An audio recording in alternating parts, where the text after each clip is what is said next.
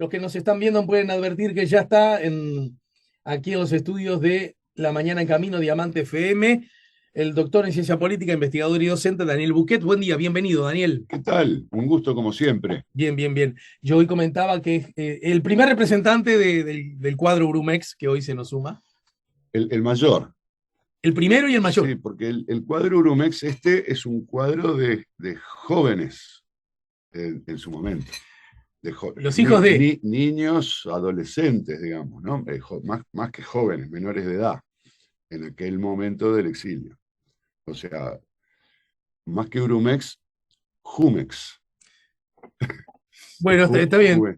Pero lo que quiero decir es que el concepto Urumex, yo tengo la sensación, quizás porque ya lo más grande, incluso algunos ya no están vivos, tus Bueno, propios papás, por ejemplo, obviamente. ¿verdad? El concepto Urumex aplicaba para los que en realidad debieron hacer el exilio o se derrama para los gurises, digamos, Sí, los que sí, fueron claro, gurises en algún claro, momento. claro. Ok, Sí, capaz que incluso más. Yo creo que en todas las edades, quienes tuvimos que vivir una parte importante de nuestras vidas en México, eh, nos identificamos con ese término, pero capaz que más en el sentido de que los más jóvenes tuvimos un nivel de integración mayor, ¿no? Porque cuando vos vas chico a otro país, en este caso, bueno, con el mismo idioma, por ejemplo, lo cual facilita las cosas, eh, vas a la escuela, vas al liceo, bueno, te integrás más. Una característica típica de aquella época era que los más jóvenes sabíamos hablar en mexicano a la perfección, al punto que, bueno, rápidamente vos podrías pasar desapercibido, ¿no? Llegado el caso, ¿no? Nadie se daría cuenta cuando vos hablabas con los mexicanos que no eras mexicano, por el ah, acento. ajá, Vos cuando sos niño claro. adaptás muy fácilmente. Nuestros mayores les costaba mucho y nunca lograron hablar en mexicano, con acento mexicano, digamos. El mexicano no existe. Español con acento mexicano de manera eh, perfecta, impecable, ¿no? De hecho, en muchos casos, Insospechada. sí, no, de hecho, algunos casos les costaba mucho, conocían obviamente las expresiones, los términos especiales, la jerga, pero no podían hacer el acento y de hecho eran imitaciones a veces mal hechas. Dignas de ser además eh, ridiculizadas. Claro, ¿Qué te que haces? nos causaban gracia. Porque nosotros, yo no estoy seguro de todos los casos, ¿no? Pero me refiero al exilio político, obviamente, no quiero generalizar. Seguramente algunas de estas cosas pasan con cualquier familia migrante, ¿no? Pero en algunos casos había casi que un bilingüismo. Es decir, vos hablabas con un mexicano usando el acento mexicano y a tu izquierda había un uruguayo y cuando le hablabas al uruguayo cambiabas el acento. O Claro. sea, tenías capacidad para modular lo que a algunos adultos les pasó, es que se mexicanizaron, aún sin lograr el acento perfecto, pero no podían volver atrás, o sea, les quedó un acento mezclado, ¿me entendés? Yo Mientras que recuerdo los que, más jóvenes sabían diferenciar bastante bien. mira, hablando de los Urmex, hace bien poco murió Stella Teixeira, ¿verdad? Claro, La claro. actriz uruguaya, integrante del Galpón, madre de los Campodónicos, de Juan el músico, de Matilde la fotógrafa. Y, y yo recuerdo que una vez Estela me dijo a mí, claro, yo la conocí cuando me sumé a la escuela de Galpón, ya con la recuperación democrática y ya con toda esa barra viviendo en Uruguay, obviamente, ¿no? Ajá. Y es decir, la razón que provocó el exilio se había terminado, volvieron. Y me acuerdo que, no sé si para una prueba de la escuela, para una escena o para una cosa artística, ni siquiera tengo claro si yo había participado de ella. Yo le pregunté, ¿y Estela, qué te pareció? Y me dijo, me gustó bastante. Entonces yo me acuerdo que le dije, ah, ¿no, no te gustó mucho? Y ella quedó como sin Pero entender no, lo que no yo le son decía. sinónimos. Y ahí medio que hice una reflexión, pero no fue inmediata. Me dijo, no, bastante en el sentido mexicano, que es mucho, ¿no? Claro. Pues, Es verdad, es correcto. Hay 20 de esas, pero eso me acuerdo que fue como la primera, amigo. Me gustó bastante. Sí, en el galpón, con quienes yo interactué en el término, en sentido estricto, durante un tiempo, por ejemplo, entre los adultos el acento uruguayo se conservaba con un nivel muy alto de pureza porque digamos, los integrantes del galpón convivieron entre sí claro. durante mucho tiempo. En cambio, vos podías tener gente, uruguayos, que habían ido a vivir a México, pero que no tenían una relación permanente con otros uruguayos, sino que, por el contrario, estaban en relación con mexicanos, en su trabajo, en sus actividades, lo que fuera. Estos eran los que terminaban perdiendo el acento uruguayo sin burbuja, terminar era más burbuja, claro, ¿no? en estos ambientes, nosotros los más jóvenes que nos incorporamos, bueno, a actividades del exilio vinculadas a la solidaridad o a la lucha contra la dictadura, bueno, también tuvimos la posibilidad de juntarnos y hacernos amigos entre nosotros, formar una barra, y entonces también esto nos ayudaba a tener esta doble relación. Pero es cierto que muchos términos mexicanos, aunque no el acento, sino la terminología o la forma de usar los términos en México, vos la podés incorporar, entre otras cosas, porque hay términos que son, bueno, no sé, muy específicos o muy atractivos para usar. Y entonces eso también pasó que bueno, lo fuimos trayendo a Uruguay. Yo tengo dudas, por ejemplo, creo que ahora, no sé, en Montevideo, no sé si que se le puede decir chela a la cerveza. Yo no sé si todo el mundo entiende que una chela es una cerveza. Yo diría que todo, a ver, que aquellos que son gurises sí, ¿no? Sí, me suscribe. Ahora, yo entiendo o recuerdo que cuando nosotros volvimos de México, acá no se decía chela. Una cerveza era una checha, sí, en todo caso una birra, sí, sí, ¿verdad? Sí. Nosotros decíamos chela y esa palabra era difícil no usarla, ¿me entendés? Porque no sé por qué era muy apropiada. Y capaz que hasta terminamos incorporando al lenguaje uruguayo algún término traído de México. Y yo no me doy cuenta si la incidencia no lo descarto, porque creo que el gran, digamos, en todo caso, la bandera bien al fondo clavada en ese sentido en cuanto a la influencia, la termina dando la globalización de los productos audiovisuales, ¿no? Bueno, claro, hay un proceso de mayor interrelación Por ejemplo, en el mundo. Hay un término que vos lo usás mucho y que me parece que lo usan bastante los Urumex y que no era un término que se usaba aquí en forma habitual y cada vez más se usa y aplica y es perfecto. Referirse a alguien cuando es inteligente o sagaz, listo, el más listo de la clase. Ajá. Es muy listo. Sí. Bueno, todos supimos toda la vida supimos qué significaba porque toda la vida vimos, claro, pero no lo usábamos. Es correcto. Pero a ver, yo creo que hay un ejemplo extremo, ¿no? Porque, ¿qué pasa? Nosotros tenemos los doblajes en la televisión, sobre todo en la televisión, pero bueno, ahora en todos los audiovisuales cuya lengua original no es el español, tienen la opción del doblaje al español, donde los mexicanos son vanguardia, ¿no? Sí, sí. No sé qué porcentaje. Y los niños uruguayos sí, claro. hablan en mexicano. O sea, los niños uruguayos empiezan a hablar a balbucear en uruguayo, luego empiezan a aprender mexicano porque los dibujitos están todos doblados en México. No sé si todos, pero y vos a veces encontrás dos niños, 5, 6, definitivamente hablando entre ellos y parecen mexicanos. Sí, ¿no? sí. Me da la sensación que el tema del doblaje, ahí me tenés que ayudar vos, Dani, porque es como un doblaje hecho por mexicanos, pero para un público más amplio, y que tampoco es exactamente como los mexicanos, ¿no? El famoso neutro. Sí, en general buscan un acento más neutro, menos costumbrista, Ujú, digamos, ujú. pero cuando hablan los personajes de los dibujitos, o son niños, creo que tienen un poco más de libertad, Pero la incidencia y la porque influencia. los niños o los animalitos que hablan, Sí. No, no claro. pueden hablar como locutores, digamos. Muy lejos de su público, Claro. ¿no?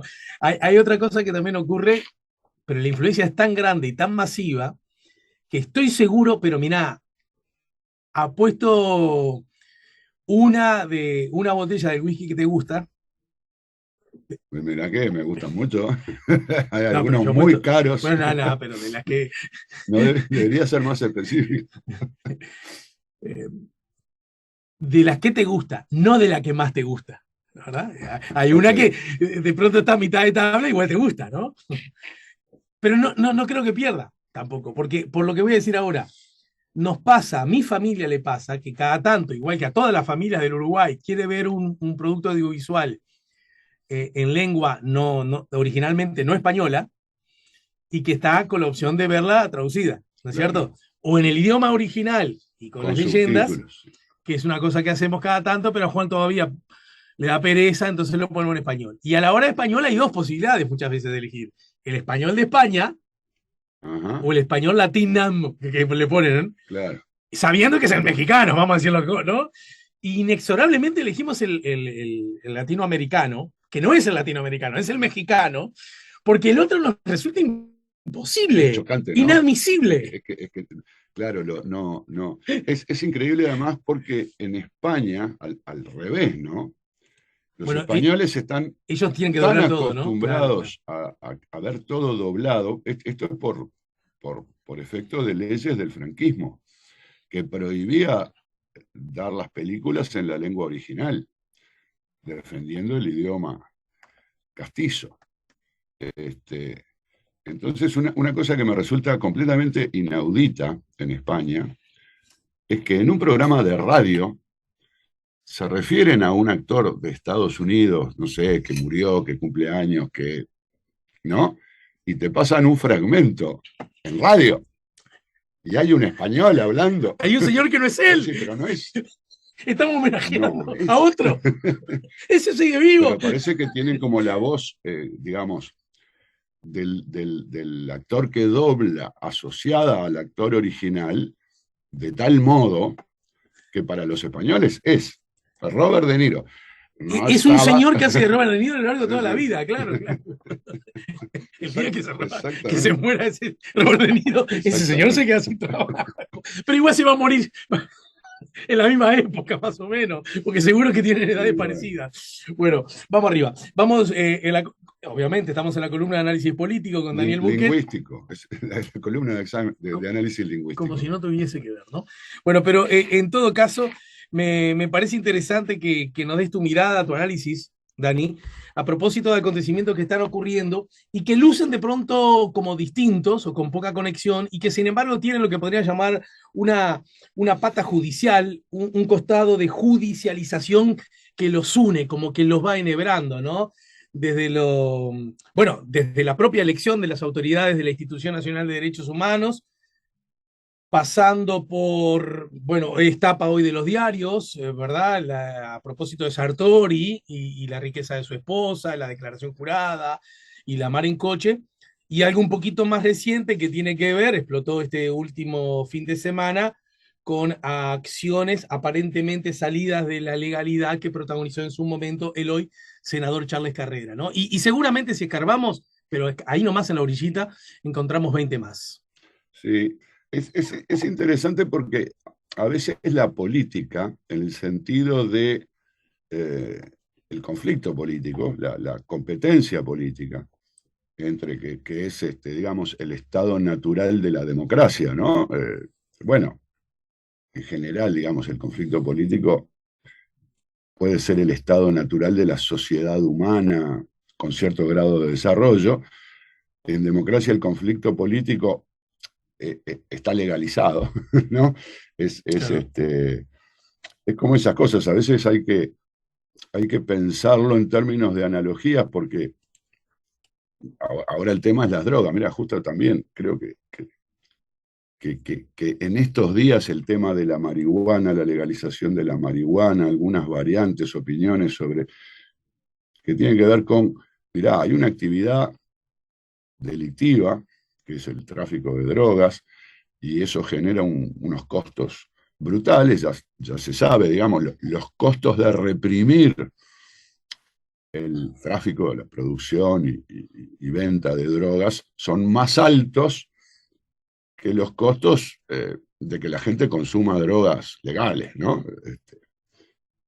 Con la política pasa algo por el estilo. La democracia es una cosa, bueno, no necesariamente moderna, porque sabemos que esto ocurría hace 2500 años, había una forma de democracia, pero los regímenes democráticos que conocemos son muy recientes, pero el conflicto político siempre existió. Era ilegal, digamos, había una autoridad que prohibía la oposición en toda clase de regímenes autoritarios. Predemocráticos. Claro, sí, sí, las monarquías, los imperios, ¿no? Las dictaduras, en fin, estaba prohibida la oposición. Es como las drogas. La democracia surge una vez que en las sociedades se dan las condiciones por las cuales reprimir el conflicto político es más costoso que legalizarlo. ¿Me entendés? La Claro. democracia es la legalización bueno, de la subversión, si vos querés, ¿no? Del conflicto político. Ahora, la política tiene como dos caras, y la expresión española política además se usa para las dos cosas. Una es la política cuando es el puro conflicto político, la lucha por el poder, la competencia. En democracia lo más normal es decir competencia política, porque bueno, porque la forma de llegar al poder es compitiendo. Y las políticas públicas, ¿no? Las políticas, que también le decimos la política económica, por decirte algo, que se expresa, por ejemplo, en la rendición de cuentas, en algunos de sus aspectos más importantes, los aspectos fiscales, ¿no? Ingresos y egresos del Estado. Esa es una política pública. Los políticos compiten para ver quién gobierna, y luego el que gobierna decide las políticas públicas que implementa.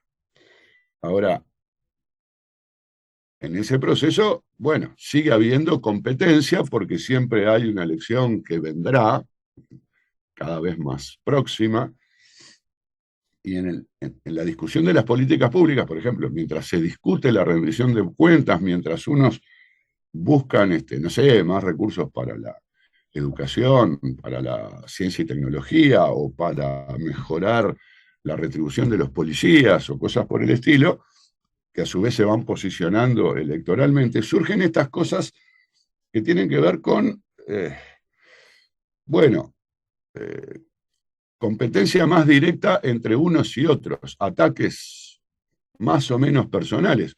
Lo de Sartori y lo de Carrera, por ejemplo, se convirtió en una cuestión donde simultáneamente el gobierno ataca a un opositor. Bueno, no estoy diciendo que atacan, no en el sentido que dice Carrera de que es una persecución intencionada, eso, en fin, eso es materia de controversia, ¿no? Pero el gobierno ataca a un opositor que se siente, bueno, perseguido, y la oposición ataca a un gobernista, que es Sartori, ¿no?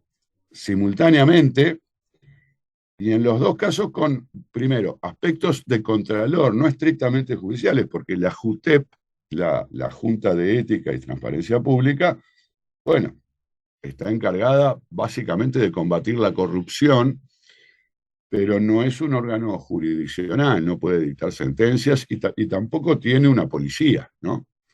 Es un organismo de carácter un poco más simbólico. Pero a su vez Sartori, que se niega, o dice que su esposa se niega a presentar su declaración de bienes,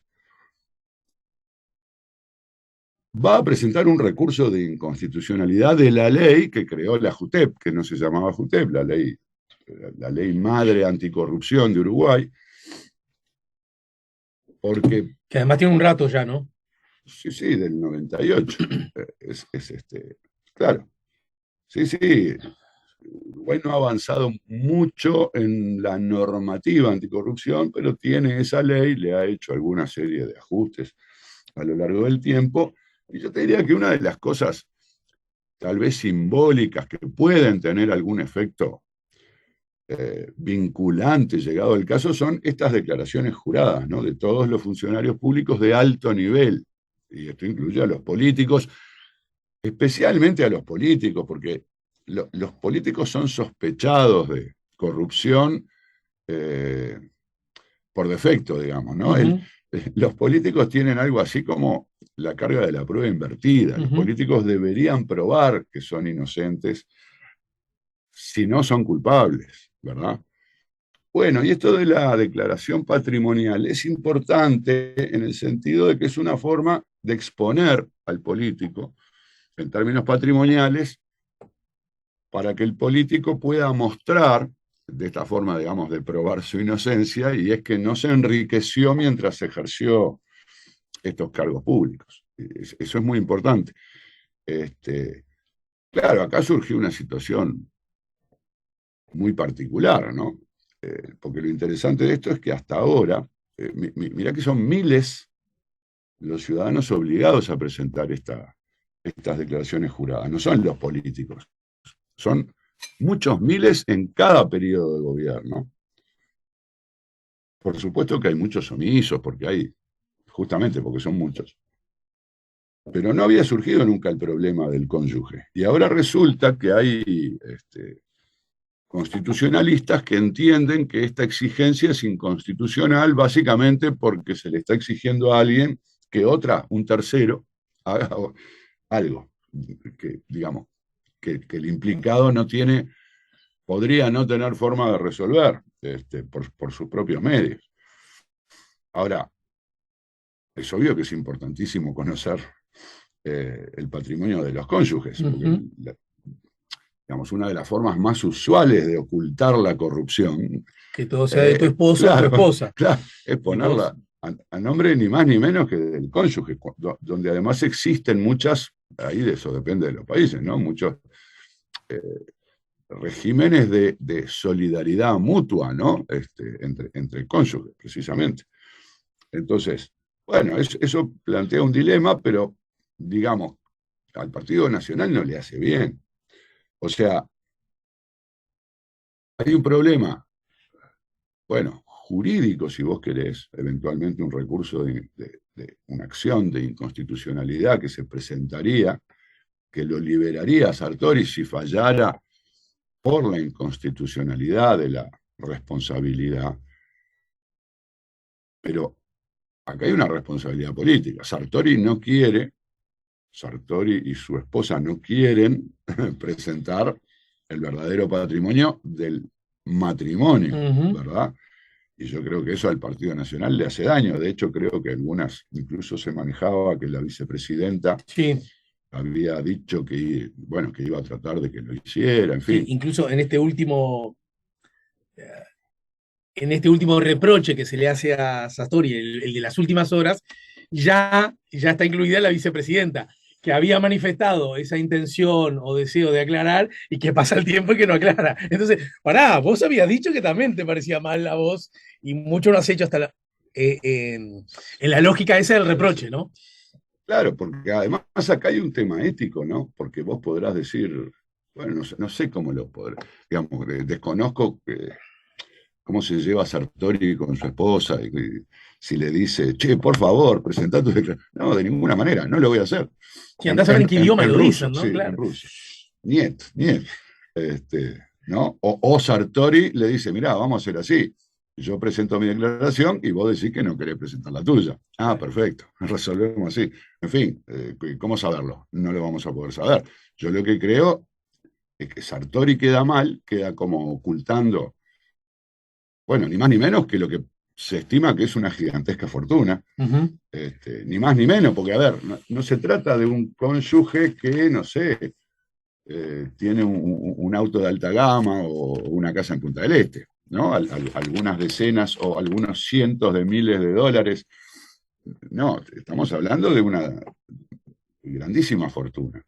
El Entonces, senador y empresario se casó en Scorpios, la isla griega que había comprado Ekaterina Robobleva poco antes. Dice el senador que no incluyó información sobre su esposa en la declaración jurada porque desconoce si tiene o tuvo bienes o activos. Y en un recuadro se señala que el patrimonio de Sartori creció en 39 millones de dólares. Esto lo publica hoy Búsqueda. sí. En definitiva, independientemente del aspecto jurídico de esto, yo creo que esto está formando parte de la competencia política, está en este caso siendo utilizado por el Frente Amplio para atacar a Sartori y con Sartori al Partido Nacional en la medida en que el Partido Nacional lo proteja de algún modo.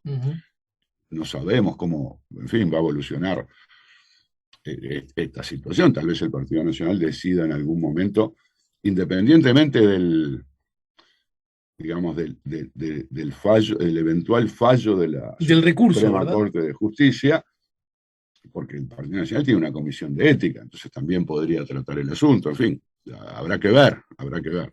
Yo creo que esto lo está dejando mal parado a Sartori y de rebote al Partido Nacional. Ahora, ¿qué pasa? El gobierno contraataca, ¿no?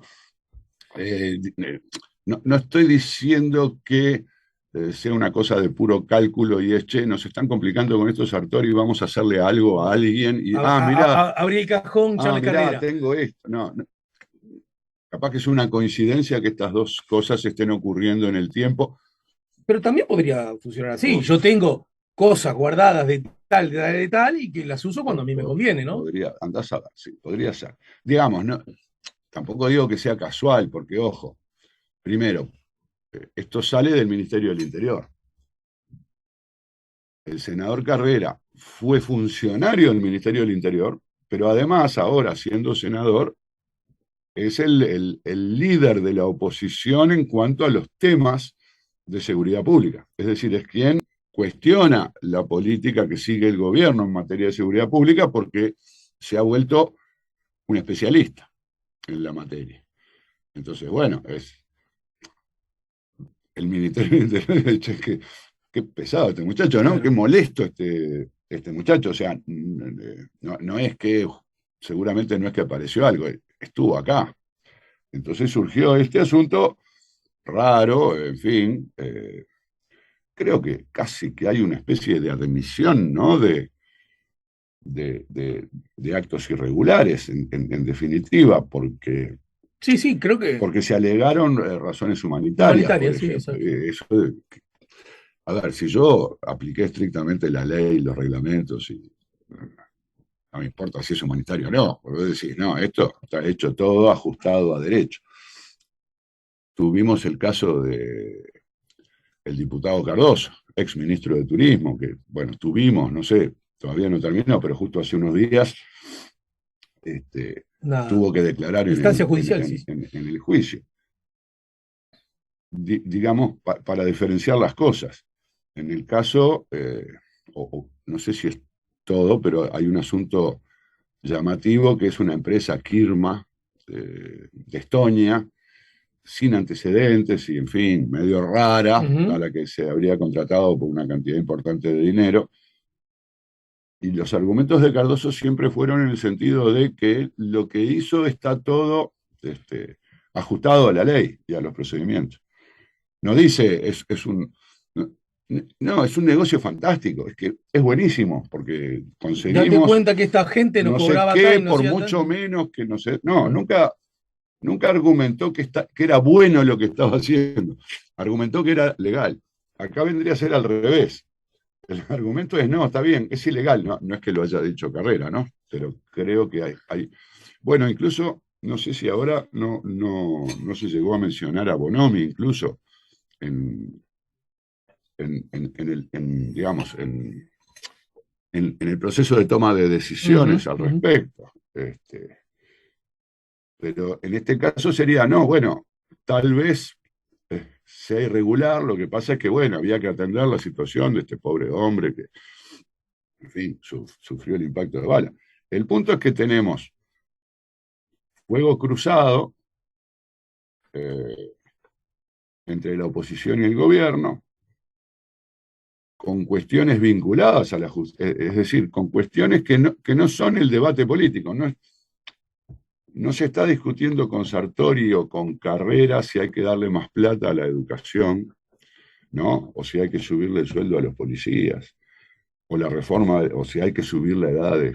Estas son las políticas públicas. Se está haciendo política pura, digamos, son formas en las que se expresa el conflicto político, ¿no? E incluso, justo porque es hoy se debe votar la integración de la Institución Nacional de Lo Derechos vemos Humanos, luego de la pausa. el panorama, bueno, termina siendo bastante complejo. Ese asunto y a ver cómo dialoga con esto lo vemos luego de la pausa. ¿Te parece, Daniel? Sí, señor. Estamos poniendo la mañana en camino, estamos en el 98.7, también para el este del país, 92.5 FM Cielo de Punta del Este y también a través de nuestro canal YouTube, La Mañana en Camino. Estamos con Daniel Buquet, ya venimos. Segundo tramo de la charla con Daniel Buquet aquí en La Mañana en Camino. Estamos en el 98.7, también 92.5 FM Cielo y también a través de nuestro chat en el canal y también a través del canal YouTube La Mañana en Camino. Y a través del chat ustedes nos ayudan a poner La Mañana en Camino con sus comentarios, preguntas, opiniones. Dice Arturo, buen día, desde hace 3 años que lo descubrí, me convertí en camino adicto. Es una adición corta. Y es una adicción que no produce mayores daños a la salud. Y no. El poder seguirlo por YouTube, aún estando fuera del país, lo hago. Felicitaciones, gracias por tener la capacidad. Lo dice Arturo Espinosa, mira vos. Otros mensajes. Estela se anota y nos deja la cédula para la tarjeta del socio espectacular. La Yaya desde Barcelona dice, bueno, sus electrones, creo que quiere decir electores, pero bueno, estarán felices, se sacrificaron yendo a todas las reuniones políticas, pero dio sus frutos, pudieron ayudar al pobre carita inocente Sartori. Bueno, algunos de los mensajes. Buen día, Alejandro, siempre un placer escuchar a Buquet. Pienso que utilizan operadores políticos programa Canal 4, por ejemplo, para sacar los focos de temas importantes como presupuesto, rendición de cuentas, etcétera. Bueno, la teoría de que inventan todo esto, lo de Charles Carrera, lo pone arriba en la mesa y para eso necesitan un medio de comunicación o una pata vinculada a la comunicación masiva, ¿no? Uh-huh. Sí, bueno, yo no tengo ningún elemento que me permita pensar en una relación directa, ¿no? Entre políticos. Digamos, hay medios que son más bien oficialistas, yo que sé, el diario El País es del Partido Nacional, hay medios que tienen, bueno, por lo menos posiciones ideológicas definidas, pero bueno, una operación, vamos a hacer esto. En realidad lo que puede hacer un político, yo creo que es fácil. Esto ocurre en Argentina, no sé, varias veces por día. uh-huh. En este caso, digamos, el programa, creo que es el programa Santo y Seña, ¿no? Sí. Que difundió esto. A ver, Santo y Seña no hizo la investigación, ¿no? La investigación estaba en el Ministerio del Interior. Estos datos no fueron descubiertos por el programa. Lo que hizo el programa fue, a partir de que le llegó la información, bueno, entrevistar a los protagonistas, toda la historia, complementar los detalles que faltaban, en fin, trabajo ahí de producción. Si yo tengo algo que puede ser atractivo desde el punto de vista periodístico en general o específicamente para el perfil de un programa, y me interesa que se sepa, yo no tengo, como político, no tengo más nada que hacer que pasarle los datos al periodista. Porque, ¿entendés? Ahí los intereses convergen. A mí me interesa que se sepa y el periodista quiere tener audiencia, uh-huh. Obviamente, y dice, bueno, pero esto está jugoso, esto va a hacer que la gente... Entonces, no sé si el oyente quiere decir eso, es decir, en términos de una operación que, digamos, planificada que incluye políticos y periodistas, o simplemente, bueno, el uso que hacen los políticos de los periodistas para hacer pública cierta información. Uh-huh. En Argentina a veces eso pasa con las escuchas, ¿no? Como le hacen llegar a un periodista alguna cosa que grabaron, el periodista agarra, lo saca. Bueno, el periodista está siendo funcional hasta cierto punto al político que le hace llegar la información, pero seguramente está siendo funcional a su propia, bueno, a su propio interés genérico, ¿no? Sí, De sí, tener audiencia y de eventualmente coincidiendo con la visión del político sobre quiénes son los buenos y quiénes son los malos. ujú. Ahí, obviamente, hay de todo. Lo que sí, la otra duda es, ¿se quiere sacar el foco de la rendición de cuentas? Yo ahí tengo ciertas dudas, ¿no? En la rendición de cuentas, esto no era el tema, pero lo que viene pasando es que el proyecto generó, bueno, cuestionamientos de la oposición, de sectores sociales, sindicales, este, pero en el proceso de discusión se han ido resolviendo alguna cosita, te encontré una plata por acá, entonces yo no sé si al gobierno, por lo menos en estos aspectos, no le interesa que enterrar el asunto del, onda, estoy haciendo algo Entre gallos y medias que noches. desagrada, claro, que como esto le va a caer mal a todo el mundo, mejor que no se hable de esto. No Porque parece, no parece ser ese por eso, podría tener, en fin, incluso tratar de reivindicar que se consiguió la plata, porque, ojo, no es solo no es el gobierno, son los legisladores de la coalición de gobierno que en muchos casos mostraron preocupación por tal asunto, por tal otro asunto, que se pusieron, porque además el gobierno dijo, bueno, nosotros la mandamos así, ustedes si encuentran los recursos pueden hacer los cambios que les parezca, yo qué sé. Entonces ahí Sí, sí.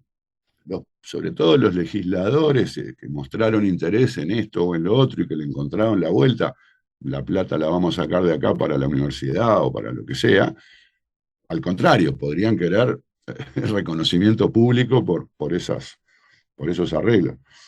Acá el problema en realidad tiene que ver con que en la competencia política hay una tendencia muy fuerte a desprestigiar al oponente. No, no sus políticas públicas, sí, es que eso sería como, bueno, la mejor política, ¿no? De decir, no, bueno, nosotros queremos que nos voten a nosotros porque vamos a hacer políticas eh, mejores para ustedes o para la mayoría o lo que sea, que los que gobiernan actualmente, por tal y tal razón. ¿No? Eso sería lo que llamaríamos el debate programático, ¿no? Ideológico programático. Yo creo que lo que suele pasar es que ese debate queda oculto, no porque los políticos no tengan interés en darlo, sino porque paga mejor el ataque personal. Ujú. Ellos son deshonestos, ¿no? Y eso es una diferencia muy grande, porque en política esto se conoce como, como asuntos de valor. Es decir, en el debate programático hay como una diversidad ideológica. Se puede tener, es legítimo tener distintas ideologías y distintas visiones. Hay gente que es más liberal en lo económico, está a favor del mercado y desconfía del Estado. Y hay gente que es socialista en lo económico y al revés, desconfía del mercado y tiene aprecio porque el Estado intervenga en la economía. Estas dos visiones son legítimas, le conocemos como izquierda y derecha, yo qué Ujú, sé, ujú. ¿no? No se trata de que, de que algo esté mal. Es materia controversial, Claro. aunque los partidarios muchas veces creen. Eh, Ahora, cuando se habla de honestidad, no hay un continuo. No es que hay quienes legítimamente piensan que los políticos deberían ser corruptos y quien claro, porque eso piensa, no, favorecería la. esto se distingue del eje, digamos, ideológico como cuestiones de valor. Valence issues, le llaman valencia, pero bueno, la traducción sería cuestiones de valor. La gente, sobre todo dos cosas, ¿no? La honestidad y la capacidad. Son los dos típicos asuntos de valor. Entonces, en la competencia política, vos competís con el eje ideológico y te pones en algún lugar de ese eje y obviamente atraes la simpatía de quienes piensan parecido, ¿no? Pero no la de los que están más lejos. Obvio. Y está esto otro, que es, como es un asunto de valor, la gente está toda del mismo lado, ¿no? Toda del lado de la honestidad y toda del lado de la capacidad técnica, bueno, ¿no? Capacidad para llevar adelante los asuntos, para hacerse cargo del gobierno. Entonces, cuando la competencia se deriva a este asunto, se deja, digamos, de alguna manera se deja de lado el debate programático porque el debate se concentra en estas cuestiones. Pero en estas cuestiones todos se atacan, todos se aplican el mismo calificativo. Y además, me permito agregar, en mi formato alumno impertinente, que las cuestiones de valor tienen un peso, justamente porque son unánimes, de tal dimensión que son capaces de eclipsar las otras. Quiero decir, vos me hablás de desigualdad económica y que te preocupa la pobreza, vos que afanaste, ponele. Entonces, el tipo ese ya queda deslegitimado, aunque en realidad quiera, digamos, aunque tenga una zona ideológica que de pronto puede hacer relativamente aceptable por varios, ¿verdad? Ese solo hecho te deja fuera de competencia. No hables más, vos que sos un chorro, o que sos un corrupto, o que sos un opaco, o poco transparente, o como fuere, ¿no? Tiene ese peso, ¿verdad? Y lamentablemente la política sí está mostrando una tendencia espiralizada, digamos, en términos de retroalimentación, que avanza en esa dirección. Porque, no digo en Uruguay tal vez incluso está más atrás que otros países en este proceso, pero precisamente por el desprestigio de la política y de los políticos, generado además en muchos casos por responsabilidad de los propios políticos corruptos, ¿no? En tantos lugares, y hay tantos casos, yo diría, bueno, contundentemente probados, ¿no? No es que esto es una especie de fantasía popular. Bueno, no, hay corruptos, por algo la gente lo piensa. O sea que después la gente generaliza y los políticos terminan contribuyendo a esa generalización en la medida en que para competir empiezan a usar estas características y empiezan a proponer, aprobar leyes y normas cada vez más restrictivas, ¿no? Porque, no sé, porque ahora capaz que esto puede derivar en que los políticos tienen que presentar el estado patrimonial de todos sus familiares consanguíneos. Claro, claro. Padres, hermanos, hijos, no sé, porque ¿cómo? Estás ocultando el dinero, no sé. Es decir, cada vez complicarla más. Cuanto más la complicás, cuanto más rígido es el sistema, cuanto más restrictivo es el sistema, más fácil es que alguien lo viole. O sea, más probable es que haya violaciones, ¿no? Por distintas razones. Digamos, intencionadamente en busca de algún beneficio o inadvertidamente porque es tan complicado. O sea, pisé la baldosa floja porque, Claro, bueno, por algún lado tengo que caminar. Es tan complicado cumplir las reglas, cada vez es más complicado. Entonces, a mí me preocupa porque se genera como una inflación en este sentido, que puede terminar pasando como con las drogas o como con la política, es decir, que termine generando más daño la ilegalidad de la corrupción, mirá lo que te digo, que la legalización. Entiendo. ¿Verdad? No estoy diciendo. Podría usarlo por lo menos en términos efectistas. A ver, provocador. Y sí, capaz que hay que legalizar la corrupción. Legalicemos la corrupción. Para que sea menos dañina de lo que es desde el punto de vista democrático, ¿verdad? Y que los políticos se dediquen a discutir sobre los programas y no a enchastrarse mutuamente con violación de las distintas normas que tienen que ver con la conducta de los individuos. Me gustaría que en el final hicieras una referencia a lo que nos quedó planteado de la Institución Nacional de Derechos Humanos, que también está en el asunto, aunque ya tenemos poco tiempo. Igual en estos dos casos, yo me siento como la obligación de decir a priori, ¿no? Con la relativa poca información que uno tiene, que si bien son casos que de algún modo todo indica que en algo se apartaron de algo, ¿verdad? El caso Sartori Y el y, caso y Carrera. el caso Juancito y el caso Charles, ¿no? ¿No es cierto?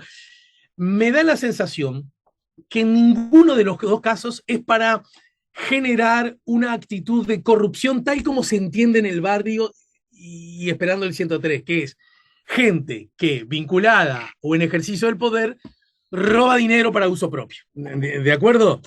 Porque Y a eso me refería con esto de legalizar la corrupción, que obviamente es un título efectista y no. Es decir, los políticos necesitan poder hacer ciertas cosas en determinados momentos. porque incluso lo de Juan Sartori, me siento la obligación de suponer y decirlo en voz alta, y como su posición puede ser errada, que en realidad él no estaría ocultando el, todo indica, patrimonio interesante que su esposa tiene para que no se le descubra que él en su condición de senador de la República, para decirlo claro, robó, afanó, fue un corrupto, sino más bien para no dar cuenta de un volumen económico que andás a ver qué otras consecuencias a nivel global puede traer. ¿Se entiende? No es por el lío Sí, de sí, la sí, sí. comarca acá. Mirá vos cómo se quedó con Sí. la cometa Ni, del ni, puente. ni Sartori ni Carrera, aparentemente, o como deducción de estas Eh, denuncias, estaría obteniendo un beneficio personal de tipo patrimonial. no, y en el caso de Carrera todavía eso es explícito, porque nadie ha dicho, ah, de este modo entonces el hombre lo que está haciendo es que a lo mejor con algo de cola de paja, según unos, humanidad y sentido de, de, de amor por el prójimo, según otros, ante una desgracia de las peores que uno se puede imaginar en la vida, Sí. bueno, hago lo que puedo, aunque me salga un poco de la ley, para darle al pobre hombre una cobertura médica y darle Sí, unos sí. pocos pesos para que compre el arroz y el aceite. ¿No? Efectivamente. No parece ser un Sí, hecho de yo corrupción. creo que eso es importante. Fíjate que incluso es lo que suele aparecer en las... Claro, muchas veces se sospecha, ¿no?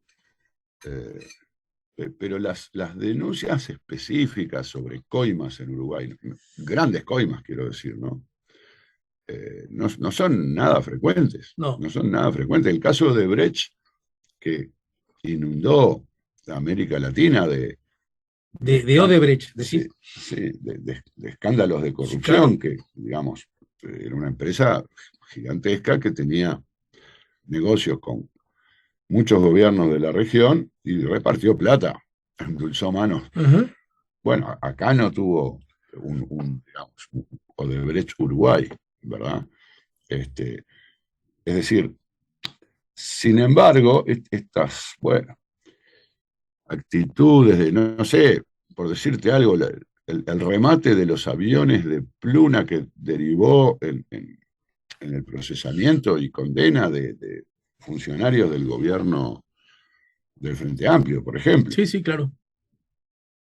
En ningún caso se habló, se llegó a mencionar que ninguno de estos dos funcionarios, el presidente del Banco República y el ministro de Economía, se hubieran llevado un peso No, por supuesto. para su casa, ¿no? No.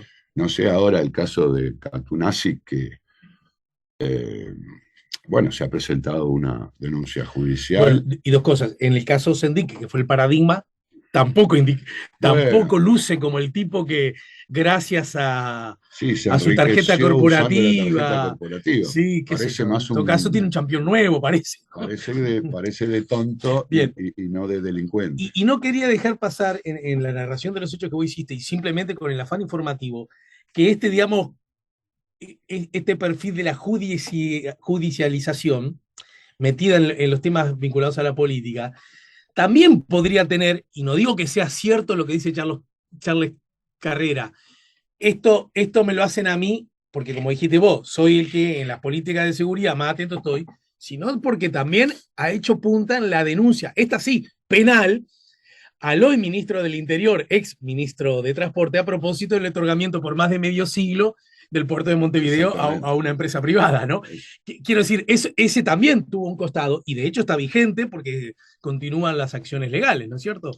Sí, sí, exactamente. Y aún ahí, donde hay bueno, donde está en juego mucha plata y hay un gobierno y una empresa privada, eh, no se ha mencionado específicamente, tal vez haya gente que lo sospecha, pero no se ha mencionado específicamente que haya una coima.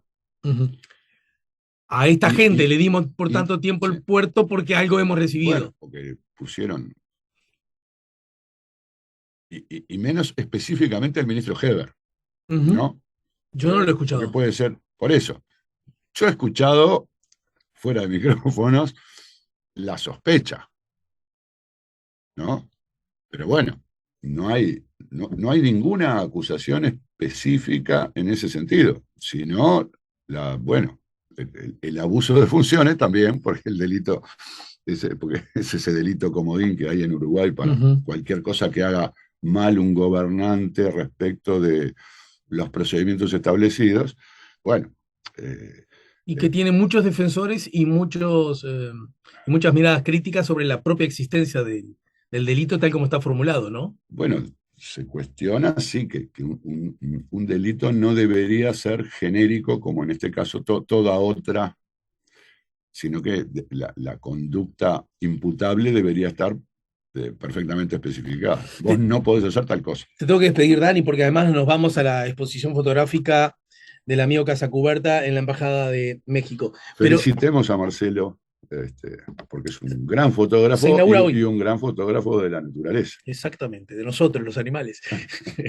Pero en todo caso, dame el titular de cierta conexión esto con lo que está ocurriendo en la Institución Nacional de Derechos Humanos. Bueno, podría tener distintos costados. No vamos a entrar en el diseño de la ley, de la institución, de sus procedimientos, pero sí vamos a entrar en la judicialización, que es de lo que venimos hablando, porque el procedimiento que se usó para generar la propuesta de los nombres que van a ser votados hoy, finalmente, a juicio de algunos, eh, no corresponde, es decir, los nombres deberían haber sido propuestos por organizaciones de la sociedad civil orientadas a la defensa de los derechos humanos. Eso no es lo que dice la ley, lamentablemente, para quienes Ujú. plantean esta posición, pero algunas de esas organizaciones de la sociedad civil estarían presentando un recurso de inconstitucionalidad, eh, perdón, un recurso De amparo. de Ujú, amparo, ujú. ¿sí? Que anule esta decisión eh, por no responder al espíritu de, del procedimiento que se estableció en la ley. Es decir, nuevamente estamos en el terreno digamos, de un conflicto político, porque de última es un conflicto político, que se traslada al terreno jurisdiccional, ¿no? Y a eso hay que sumarle No estamos hablando de los derechos humanos, de qué son, de qué derechos hay que proteger. Estamos hablando de si son mis amigos o son tus amigos. y a eso hay que agregar también alrededor de la Institución Nacional de Derechos Humanos algo que anunció el diputado cabildante, jurista, ese me acaba de ir el nombre, Luz, Luz, a propósito de que la propia creación de la Institución Nacional de Derechos Humanos es inconstitucional. bueno, ¿Ves? Y no estamos diciendo lo que decías vos, si es buena, si es mala, si la necesitamos, si no la necesitamos, si aún necesitándola funcionó mal, si debemos ser nosotros los políticos lo que tenemos, ¿no? Es como lo que decís vos, esta cuestión de que ingresamos a los asuntos a través del costado judicial. Bueno, mi querido, ¿con quién juegan el fin de semana? Me refiero a Defensor, ¿no? creo, no estoy ni siquiera seguro que sea el fin de semana, Sí, sí, o, bueno, o- bueno, o perdón. Sí, está bien. pero Arranca hoy la fecha, tenés razón. no me acuerdo. Da, bien. Ahora te lo decimos. Quedé mal. Quedaste mal con lo.